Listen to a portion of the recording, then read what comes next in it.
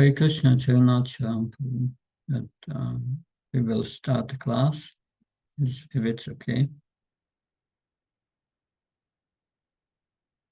Om Namo Bhagavate Vasudevaya. Om Namo Bhagavate Vasudevaya. Om Namo Bhagavate Vasudevaya. Narayanam Namaskrityam Naram Cheva Narottanam Devim Saraswatim Vyasam Tato Jamudirayat Nastubhirya Bhatrasya Nityam Bhagavata Sevya Bhagavat Uttamasloke Bhaktir Bhavate Naistike Namo Vishnu Padaya Krishna Vastaya Bhuttale Srimate Bhaktivedanta Swami Namni Namaste Saraswati Devi Gaurvani Pacharani Nirvishesha Srinivata Paskatyani Desantani. We are reading today from Srimad Bhagavatam, Canto 1, Chapter 7, Text 9. I read the Sanskrit first. Saunaka Ovacha Savai Nivritta Nirata Sarvatra Pekshako Munihi Kasyavai Priyatim Metam Atmarama Samabhyasat. Word for word translation. That Saunaka Vacha, she Saunaka asked, Saha, he, why, of course, Nivritta on the path of self-realization. Nirata, always engaged. Sarvatra, in every respect. Upekshaka, indifferent. Munihi, sage. Kasya, so Kasya, for what reason? Why or Priyatim, past. Etam, this. Atma Arama, one who is pleased in himself. Samabhyasat, undergo the studies. Translation and purport by A.C. Bhaktivedanta Swami Srila Prabhupada Ki. Sri Saunak asked Sutta Goswami. Sri Sukadev Goswami was already on the path of self-realization and thus he was pleased with his own self. So why did he take the trouble to undergo the study of such a vast literature? On the purport. For the people in general, the highest perfection of life is to cease from material activities and be fixed on the path of self-realization. Those who take pleasure in sense enjoyment, or those who are fixed in material bodily welfare work, are called karmis. Out of thousands and millions of such karmis, one may become an Atmaram by self-realization. So Atma means self, and Aram means to take pleasure. Everyone is searching after the highest pleasure, but the standard of pleasure of one may be different from the standard of another. Therefore, the standard of pleasure enjoyed by the karmis is different from that of the Atmarams. The Atmarams are completely indifferent to material enjoyment in every respect. Srila Sukadev Goswami had already attained that stage, and still he was attracted to undergo the trouble of studying the great Bhagavatam literature. This means that Srimad Bhagavatam is a postgraduate study even for the Atmarams, who have surpassed all the studies of Vedic knowledge. I read the verse once again.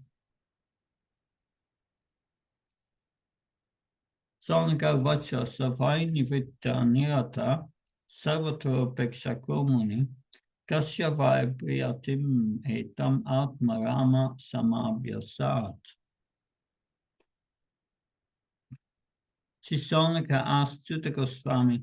Since Sukadev Goswami was already on the path of self-realization, and thus he was pleased with his own self, so why did he take the trouble to undergo the study of such a vast literature?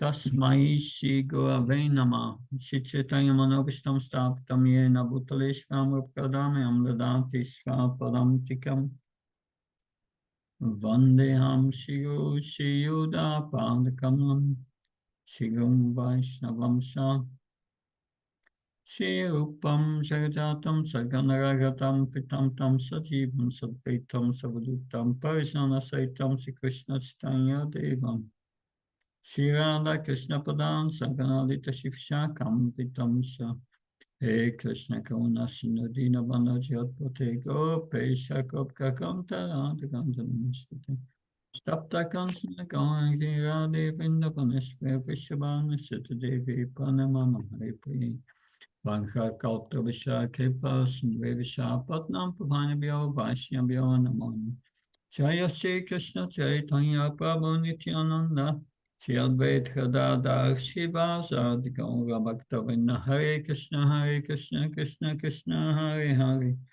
Hare Ram Ram Ram Hare Hare Namo Vishnupadaya Krishna Vistaya Bhutale Srimati Bhaktivedanta Swami Namane Namaste Saraswati Devi Gauravani Pracharani Nirvishesha Srinyavani Paskachai Yasatam Srila Prabhupada ki. So the main point made here is that the Atmaram, the one who has attained liberation, that is attracted to hearing the Bhagavatam. He becomes, when he hears about Supreme Personality of Godhead, he becomes attracted.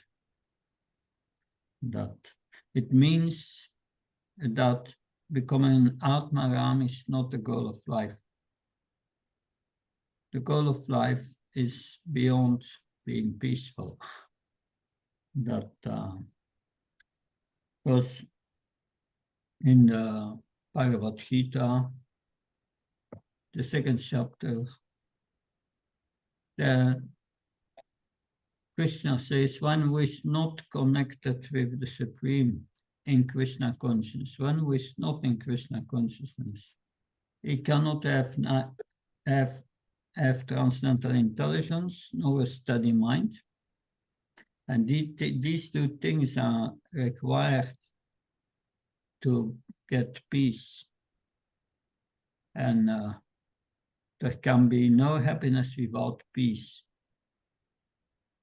So the stage of Atmaram is the stage of peace. But that is an intermediate goal for those who perform bhakti. It's the first stage only, to be peaceful. That and the next stage is Paramatma realization. And then the highest stage is love for Godhead. That so this is an intermediate goal, that this Atmaram. But we have Sukadev Goswami he performed special pastimes because in the beginning he was an impersonalist and was striving for liberation. Devotees are not directly interested in liberation. Lord Chaitanya said, "Na dhanam, na chanam, na sundarim kaptava shri sikami, mamacha, mamecha, mamishvai, bhavata bhakti ahait vitvai." I don't want any followers. I don't want wealth. I don't want recognition. And that I don't want any beautiful women. I even don't want liberation, he said. I want to serve you just birth after birth. I want that, and that is his desire, just to serve the Lord.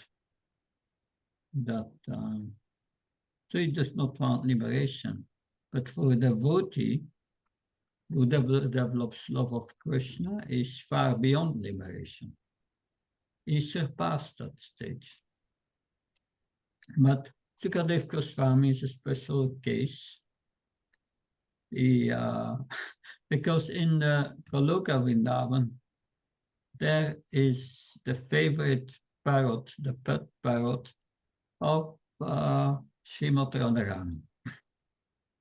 So it's very much related to Srimati Radharani, but he played in this world first a pastime of an impersonalist to show us how bhakti is beyond liberation. Because Sukadev Goswami,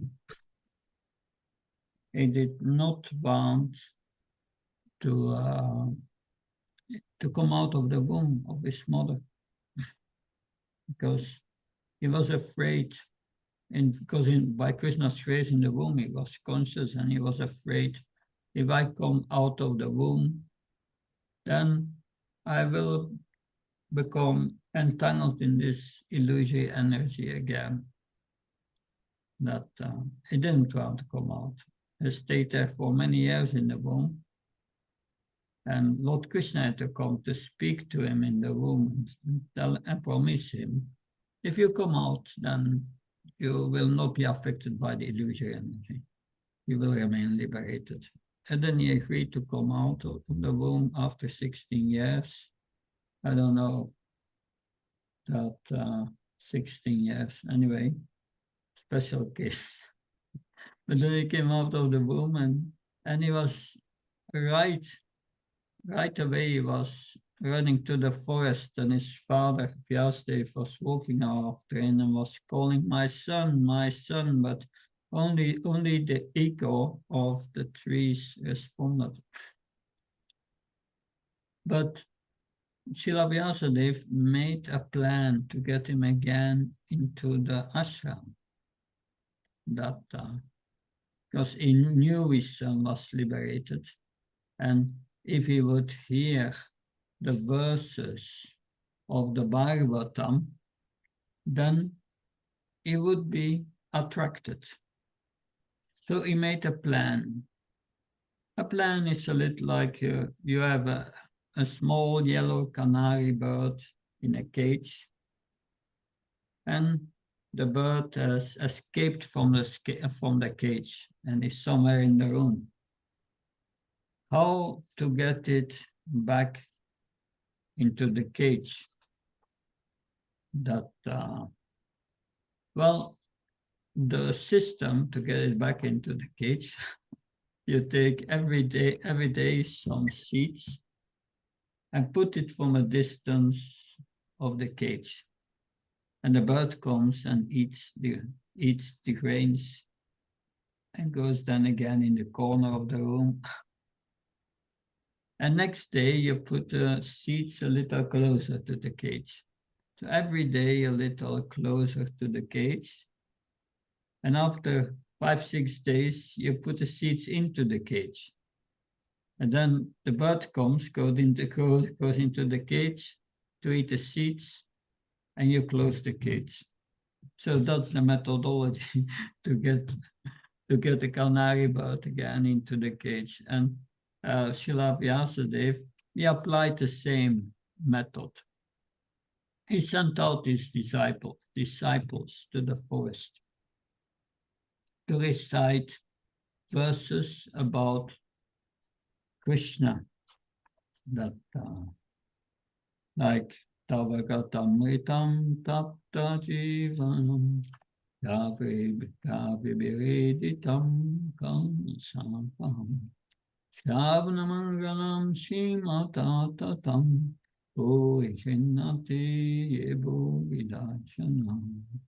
This is from the Gopi Gita, the prayers to Lord Krishna, that in this verse they describe that, yes, that for those who are suffering in this world, the hearing of these descriptions of your activities are their lives and soul. That, and these narrations about you, they are transmitted by great sages in this world. But that, and you bestow good fortune upon everyone who hears these transcendental narrations. And those who are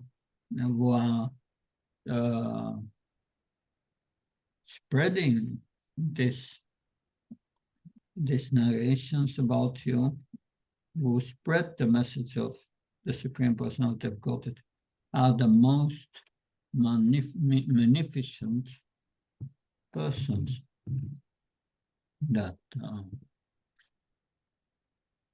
so Sukadeva Goswami was hearing this, and every day the disciples came a little closer to the ashram, and because Sukadeva Goswami was attracted, he went to hear these verses. And finally they got him in the ashram after a few days, and then Srila Vyasadeva recited him the entire Srimad Bhagavatam. But yes, it means there is a higher enjoyment. We have heard in the Bhagavad Gita, Visaya vinivartante nira arasya dena rasavam nasupyasa parambristva nivartate. That, yes, you must give up the lower taste to get the higher taste. That, but as long as we become attracted to the lower taste, yeah, we cannot give it up as long as we don't have the higher taste. And we heard in the previous verses here in the Bhagavatam that how to get this higher taste, that 177, just by giving oral reception to this Srimad Bhagavatam, that so one can get rid of lamentation, illusion, and fear. And when one gives up this lamentation, illusion, and fear, one becomes peaceful. That and that is done by hearing about the Supreme Lord. That because what happens when you hear about the Supreme Lord? What gives you peace? Bhaktam Sarataprasam Sarvalokamarasharam Surdam Sarvabhutanam Shyatvarmam Santim Richati. You get peace when you understand Krishna is the origin of everything, and he's the proprietor of everything, and therefore the enjoyer of everything, and he's our best friend. If you realize these three things, you become peaceful. Therefore, we need to hear from Srimad Bhagavatam every day. Bhakti Maharaj said 4 things to do every day, certainly. Chant your rounds, follow the principles, serve Krishna, and hear the Bhagavatam. So that's because that helps us to attain this position of peace and go beyond it. Because as long as we are attracted to this lower taste, then we undergo distress, lamentation, illusion, fear. And that Prahlad Maharaj said, as soon as you want, you just desire to enjoy in this world, your distress begins. It begins with the desire. But yes, everyone wants to enjoy. That Srila Prabhupada asked once the devotees, who wants to be happy?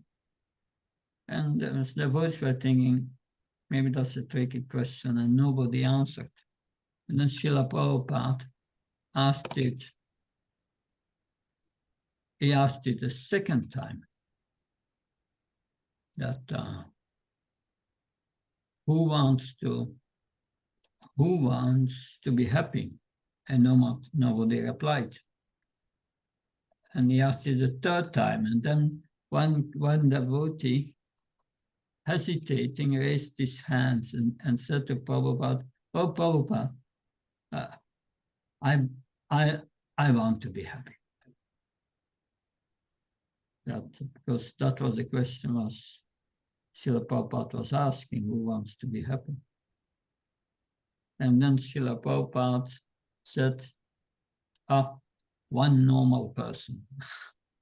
So we want also all to enjoy. That's a fact. But there are different standards of enjoyment. That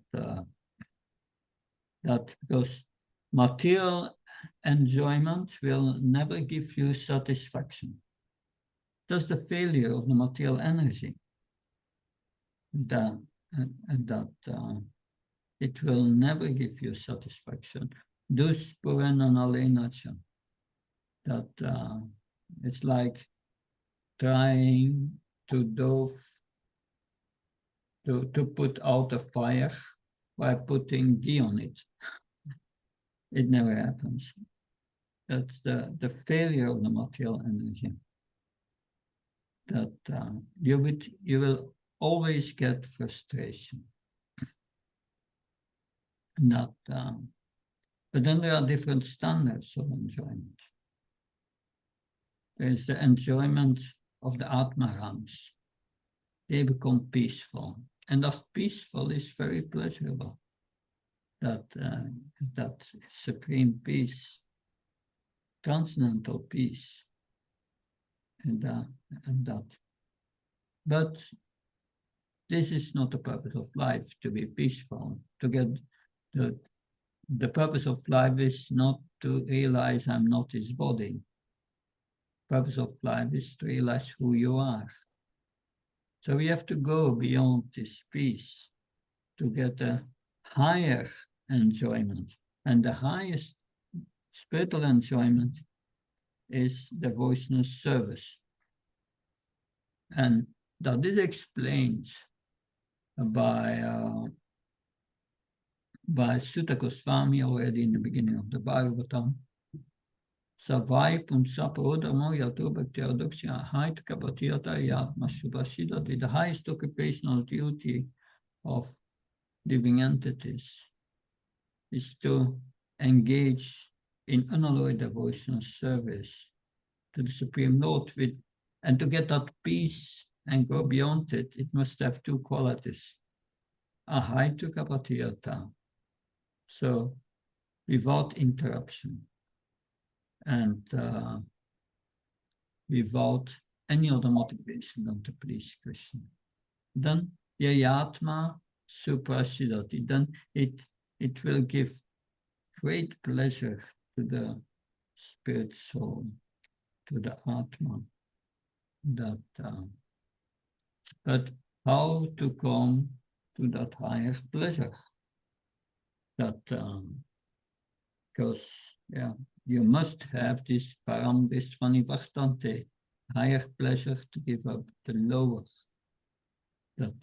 So what is the condition how to connect with that higher pleasure of devotional service? Devayesa gunamaya mama maidrachya mami vaye papachanti maya metantarante. That Krishna says this divine energy, this spiritual energy is difficult to attain. Because this material energy is also my divine energy. And this material energy is very difficult to overcome. But if you surrender to me, you can goes beyond it very easily. So that is the way to go beyond this peace and attain the bliss of devotional service. So this proves that devotional service is superior to that of Brahman realization. But devotional service is also superior to Paramatma realization. Because the process of the jnanis is to experience this aham brahmasmi, that they are Brahman, spirit, Sat Chit Ananda. But they realize only the Sat portion, the eternal portion. Chit and Ananda is not there. And this Chit Ananda, especially this Ananda, is only experienced really in devotional service. Therefore, it is an intermediate goal. But Krishna says at the end of Bhagavad Gita, give up all these other processes. Just perform devotional service. If you perform devotional service, we go to stages. And from Shraddha, we have some faith in Bhagavad Gita and Krishna, and then Sadhu Sangha, we learn from the devotees, from the spiritual master, how to engage in devotional service. Then Bhajana Kriya, we engage in devotional service, but we struggle for some time because it's difficult to become steady in devotional service. But then when one becomes steady and gives up one offenses, one comes to anartha nivritti, and the heart becomes purified. And then one comes to nishtha, steadiness in devotional service with a purified heart, and that's the position of liberation. That's the position of the Madhyam Adhikara devotee. He's liberated. It's a high position. We don't attain that in a few years. That takes some time. But that goes together with the chanting of the holy name. We chant the holy name with an impure heart, and it becomes purified if we give up these offenses. So this chanting is abhas chanting. And when our heart is purified, we attain liberation. And then what happens in the next stage? That then we continue chanting and performing devotional service, and we develop healthy love for Krishna. We start first to realize how Krishna is in our heart and in everyone's heart. And what happens after liberation, the first thing after nishtha, liberation, is ruchi. You get taste, attraction to Krishna. Before, in the material realm, we perform devotional service, but there is no attraction. We do it because the spiritual master instructed us out of duty, but it's not that we want to chant.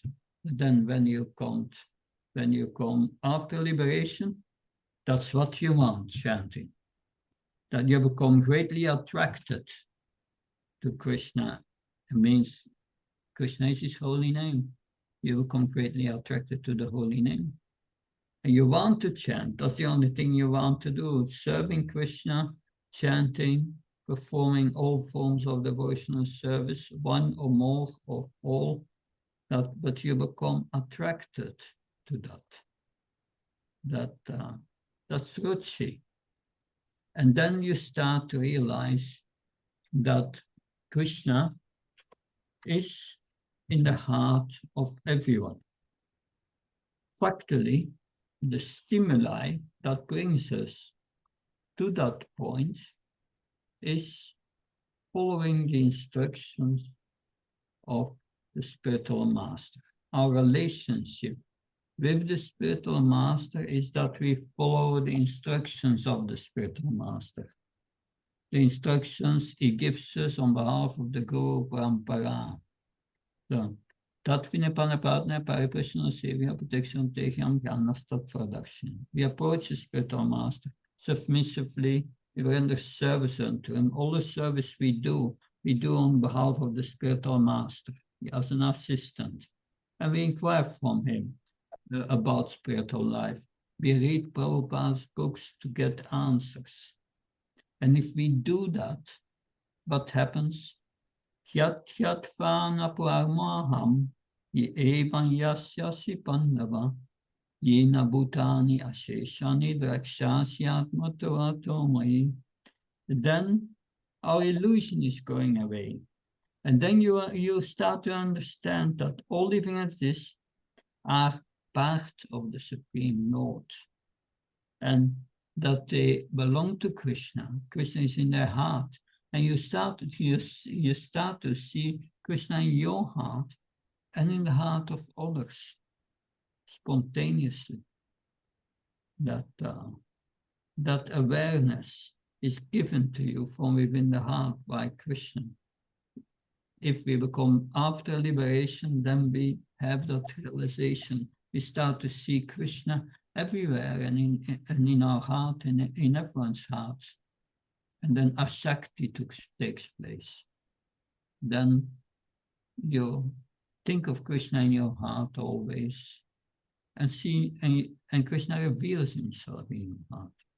And he starts simultaneously to reveal your position in the spiritual world as we enter Bhava, the preliminary stage of Godhead. Bhava is 9 symptoms which are described in Nectar of Devotion. You always want to chant, that you don't want to lose time and so on. And then we have the realization, we've surpassed already the realization of Paramatma, which is the goal of the yogis. But what is the problem with these yogis and these jnanis? The yogis and the jnanis, they see what they do. They have an intermediate, they have a goal, and they think that's a final goal. To merge with Brahman, to become one with Brahman. But no, this is not the goal. This is just the realization that you are not this body, that you are spiritual. It's nice. And then you are cured of the disease of sense gratification, trying to exploit this world. You are cured of that. It's very nice. But then you have to do the activities of the soul, which is our normal activities of devotional service. That's what they do in the spiritual world. If you don't perform them, then you stay where you are. So merging with Brahman means that the soul is situated in Brahman, in the Brahma Jyoti, between the spiritual world and the material world. And there you are feeling good. But after a few million years, it becomes very boring because you want to do something. And that is what Srila Prabhupada also says to Arjuna, what Krishna says to Arjuna, and Srila Prabhupada explains in the purport of Bhagavad Gita. If the soul is so active within the body, so why should it not be active out the body? It's the nature to be active of the soul. Because it's natural to perform this devotional service for Krishna. So therefore, their idea that I become one with the Brahma Jyoti, first they cannot merge. Krishna says in Bhagavad Gita, not possible. Natvevam chaturdasham, natvam nemichanadipa, nashevna pavishma sabhavayamatapuram. He says, you, Arjuna, and all these kings and me have existed in the past, are existing now, and will never cease to exist in the future. In 220, Krishna says, the soul never came into existence. It's existing now, and it will never cease to exist. Krishna says the soul cannot be cut into pieces, so there is no question of merging and losing your identity. You may be situated in the Brahmajyoti, but you are still there as an individual soul. And thus the mistake that this impersonalists make usually. But they are peaceful, but that peace is the basis of happiness. And that ultimate happiness is devotional service. Then you can undisturbed think of Krishna. Meditate constantly. There's no disturbance anymore, because there are no material desires that disturb you. So that is the Atmaram, and that will be further explained in the next verse, which is called the Atmarama verse. And on this Atmarama verse, Lord Chaitanya, he commented we find Lord Chaitanya's explanations, 64 explanations of the Atmaram verse in the Chaitanya Charitamrita, when he explained it to Sarvabhaunam Brahma Bhattacharya, and then later also to Sanatana Goswami, this Atmaram verse. But of course, beyond the Atmaram verse, you have also the goals of the yogi. Yogis, they have different goals, different yogis. You have yogis who want mystic powers. But what's the purpose of Ashtanga Yoga? Krishna is very clear in that in Bhagavad Gita. Siddhatmana pashantasya paramatma samaita. Make the mind peaceful, and then you find Krishna in your heart. You reach Krishna in your heart as Paramatma. It is Paramatma realization. But Paramatma realization also does not give the highest pleasure. If you see Krishna in everyone's heart, and you understand Krishna is the supreme controller, but there is no love for Krishna, then it's somewhat useless.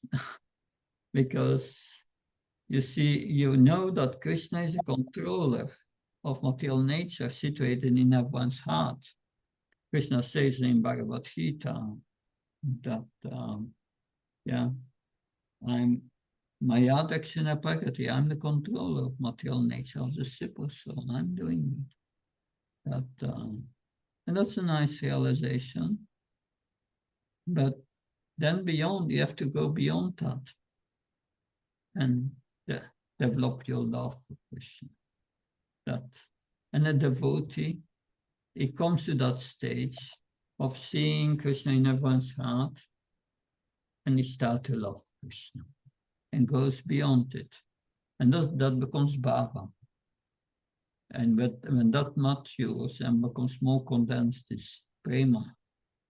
And then there are 7 stages of prema in which this develops. So this is, you have yogis who want mystic powers. There are yogas who go for Paramatma realization. But then they should understand this is only a stage in my spiritual development. Then they should stick to bhakti afterwards. They should think and understand, ask the question, who is this Paramatma?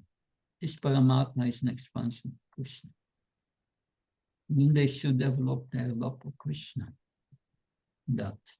But so that's, it is also an intermediate goal they put, and they see it as the final goal, because some of these yogis, they also want to merge with Brahman. That's another mistaken goal. So that it is an intermediate goal on the way to spiritual realization. But one has to go beyond this. So this is the Atmaram verse that, of course, many of us are still struggling to come to that level of Atmaram, which requires purification of the heart. And we get here the sublime process to purify our heart by hearing about Krishna and then bring it in practice by chanting the holy name without offenses. We can chant without offenses because only when we hear sufficient from the Bhagavatam. If we hear sufficient, then we come to understand that Krishna is Supreme Personality of Godhead, and that we are his servitor. And then we, from hearing the Bhagavatam, we start to understand the right mood in which to chant. Not the mood of Daksha, who was very proud when he came into the arena of sacrifice, but rather the mood of Prahlad Maharaj in the 7th canto, the mood of a pure devotee. And how to attain that mood of a pure devotee, we learn into the 8th canto, how to Bali Maharaj surrendered everything. So by hearing the Bhagavatam, we give up our attachment to this world and cultivate our attachment to Krishna. Simultaneously is that happening. Like when you eat, then the stomach digests and the energy is distributed all over the body automatically. So if we are spiritually nourished by hearing about Krishna, then automatically we will come into the right mood, and by our devotional service and our attitude, please the Supreme Lord and please everyone in that way. So that is the way to purify us, hearing this Bhagavatam, because that is the point made in these verses. By giving our reception to this great literature, that all what is troublesome to the heart will be removed, and we will develop unalloyed love for the Supreme Personality of Godhead. So the Atmaram, but also because it's our first stage, getting liberation. Usually it takes 30, 40 years or whatever, depending on your attitude and advancement, to attain that stage of liberation. How do you know you are liberated? No affection for sexual enjoyment anymore. But certainly no material desires. You don't want to achieve anything of this world.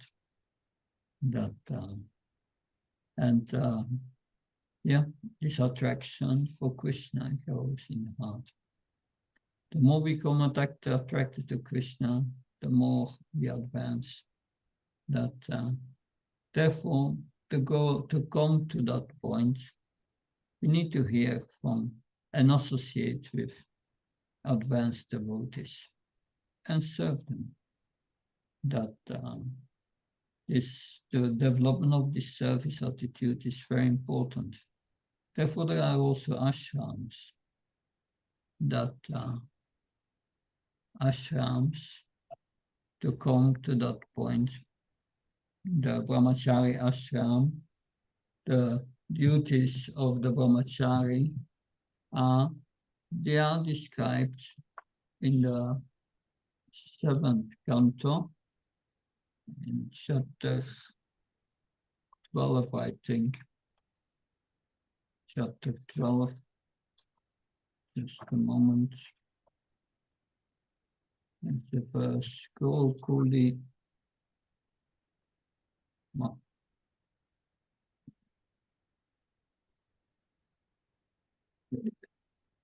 Brahmachari Gokul Shandanto Gurohitam. Acharan Dashavan Nichur Guru Sudrita Saurita. So the brahmachari, he learned to be submissive and serve the spiritual master. That he learns to live only for the benefit of the spiritual master, who is representative of Krishna. So that training is important. That in the beginning of your spiritual life, you are trained to be submissive to the spiritual master and obedient. That and so that helps to quickly advance. You become tolerant, humble. That Shelly, by acting on the instruction of the spiritual master, one becomes purified and comes to the point to give up these material desires. These material desires are very difficult to give up. Why? Because for many years we have cultivated these material desires and acted as being the body. It has become a second habit. But now we must create, to become purified, we must create spiritual habits. Chanting, hearing, association with devotees, serving Krishna in so many ways. And that should become our second habit, new second habit. And then by doing that, by creating for ourselves the ability to engage ourselves in devotional service, we become quickly advanced. But that's a process we have to go to. It's good in our lives to be introspective. Why am I disturbed? Why am I not peaceful? Is this material desires? The desires you have are related to the body, and the body is soon not there anymore. So it's all futile in that sense. Good. I will stop here. And any question or comments?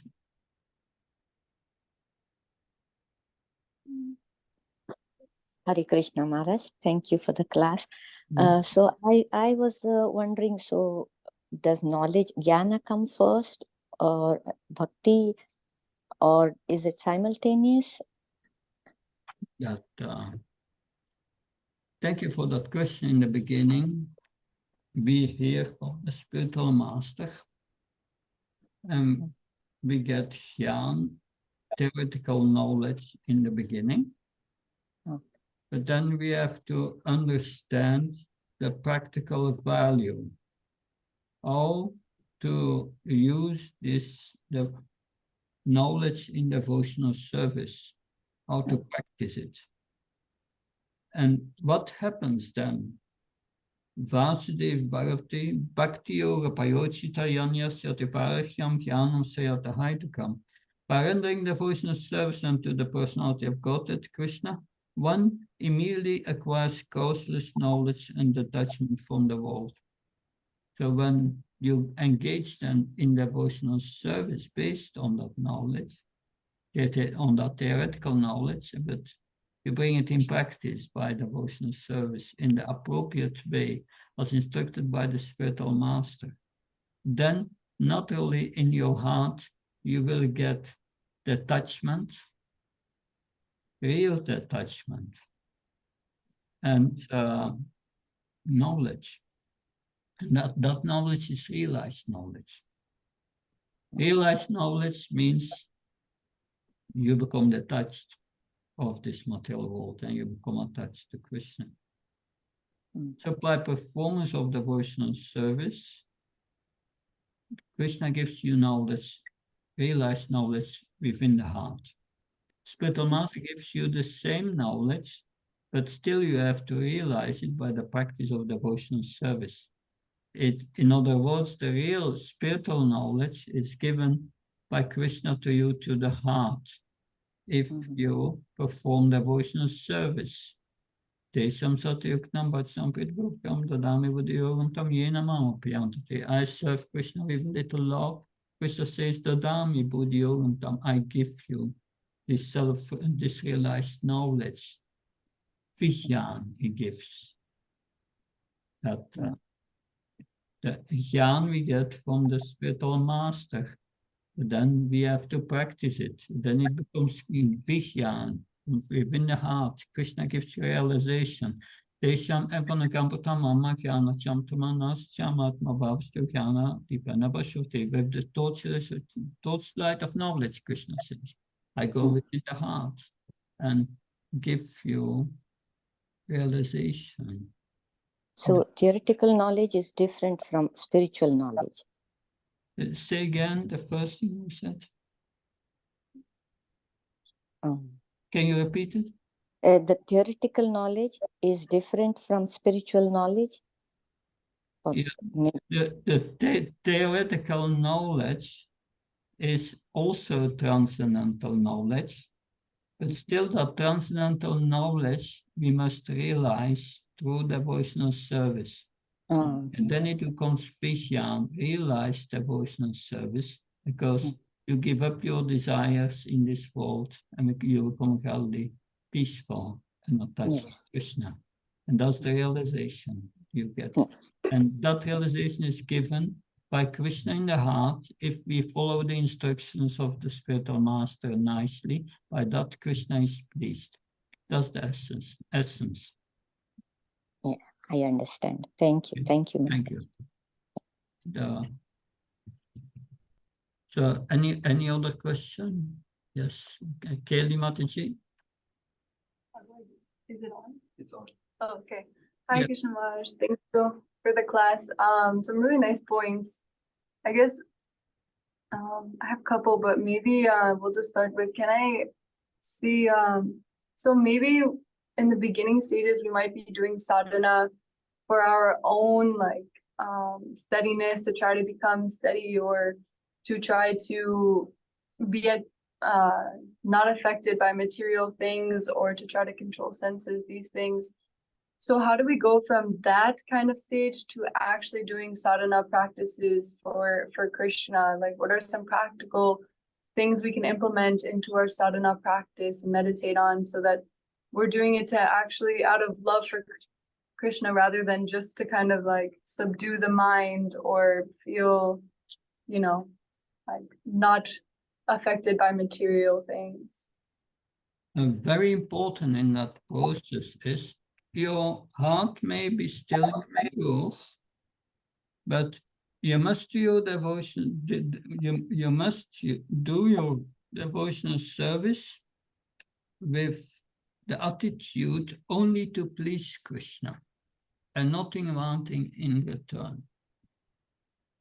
Then your devotional service becomes pure devotional service, even if your heart is impure. And if you do it really for Krishna, only to please him, not asking something in return, you will feel satisfied in what you are doing. That there will be not yet the big bliss, because your heart is still impure, but you will be satisfied in that when you do that. So, because otherwise, if you don't do that with the right motive, then the dissatisfaction is not there. It will be difficult to do that for a long time. So that's the first thing, getting that satisfaction. And that satisfaction drives you further. Therefore, we have to hear Bhagavatam also to come to that right motivation.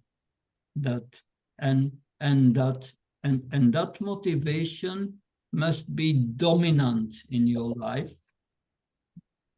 The material desires may also be there, but that wanting to please Krishna, you just out of love, just giving and not wanting anything in return, just to please him, that will keep you going, because then you will feel satisfied. If you don't feel really satisfied in what you're doing, something is wrong with that motivation. But you can come to that right motivation if you hear sufficiently the Bhagavatam every day and become more and more absorbed in it, and not the absorption in this world.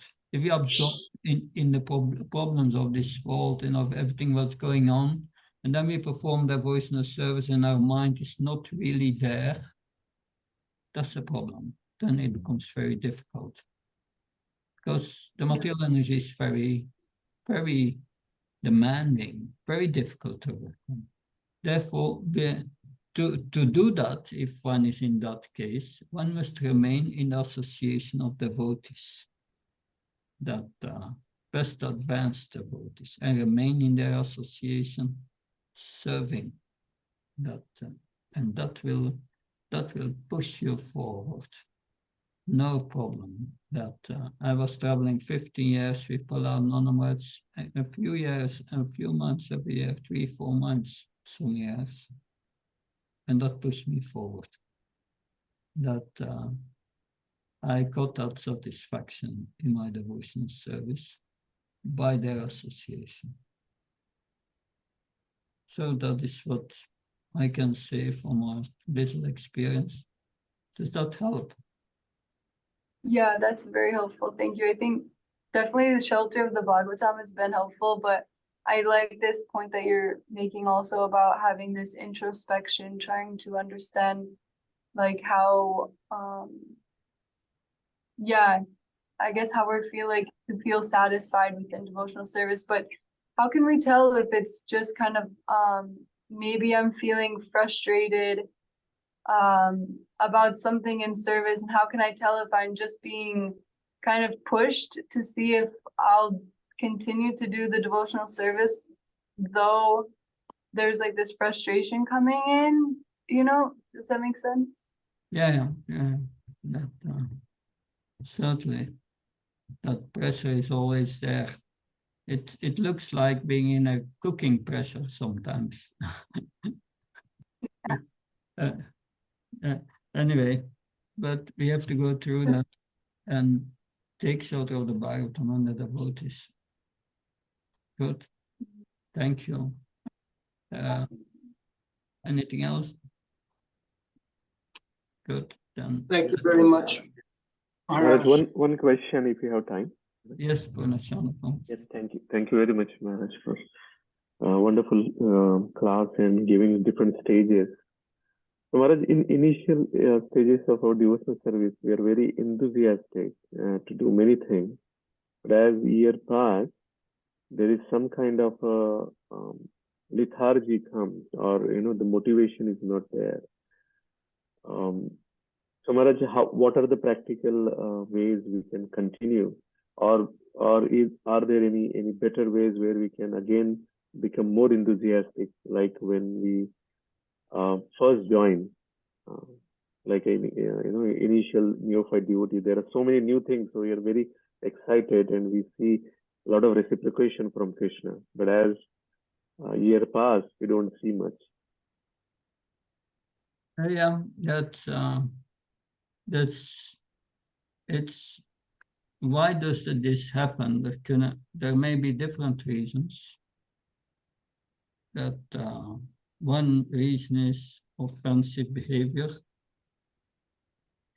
of offensive attitude in the heart.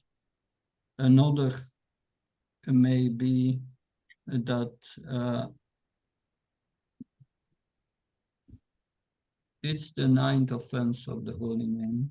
Even after understanding so many things, we remain attached to things. And we need to give it that, and that is, this is our disease, that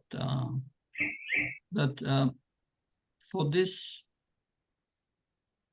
we have to connect with those who are enthusiastic, that and connect with our spiritual master, with Srila Prabhupada, and pray to them. That of course there are two things always. If one becomes more advanced in devotional service, the more one becomes advanced, the more one thinks I'm not advancing. So that is also there. The lowest feel, the highest feels the lowest inside, and that is natural. That, but yes, that like someone asked Prabhupada that Prabhupada, I'm the lowest. And Prabhupada replied, you are not the lowest of anything. And then someone asked, said to Prabhupada, Prabhupada, I'm the lowest. And Prabhupada replied, yes, what are you going to do about it?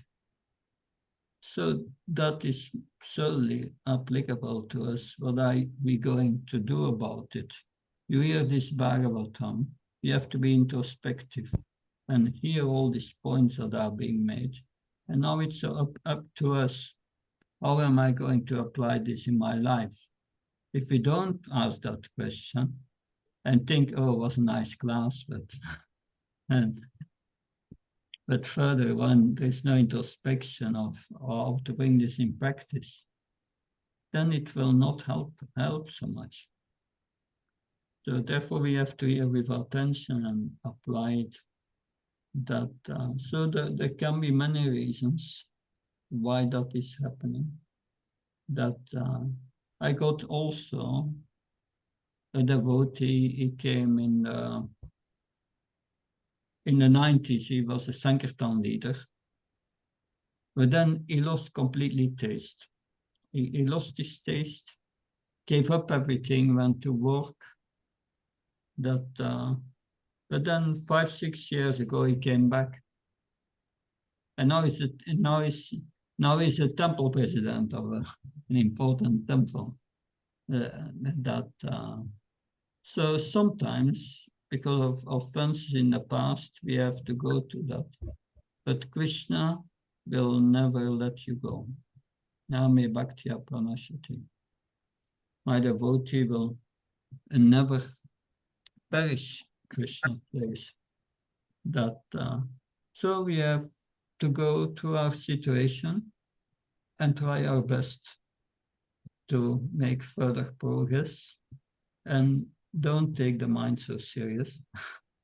That look forward to the great examples that we have, that and try to follow in their footsteps. That's the little advice I can give. Does that help, Purnachandra? Yes, Maharaj. Yes, very, very nice, Maharaj. Thank you for giving those, different varieties of, reasons. Thank you very much. Yeah. This is a question in the chat.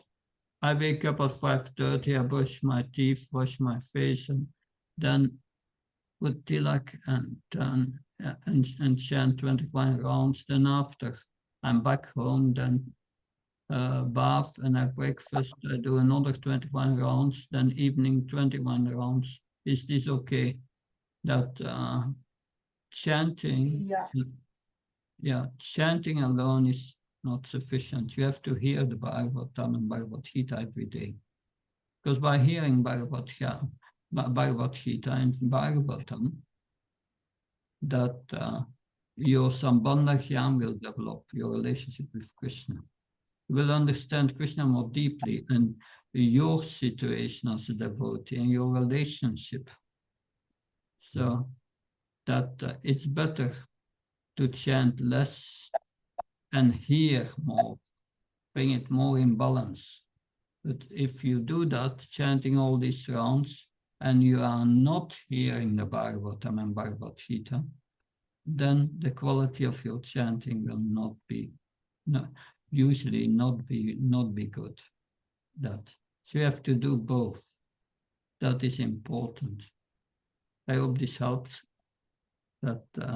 But it's very nice you are chanting so many rounds. Hare Krishna. I'm looking forward to see you next week. Jai Prabhupada. Hare Krishna. Hare Krishna, Hare Bol. Yeah.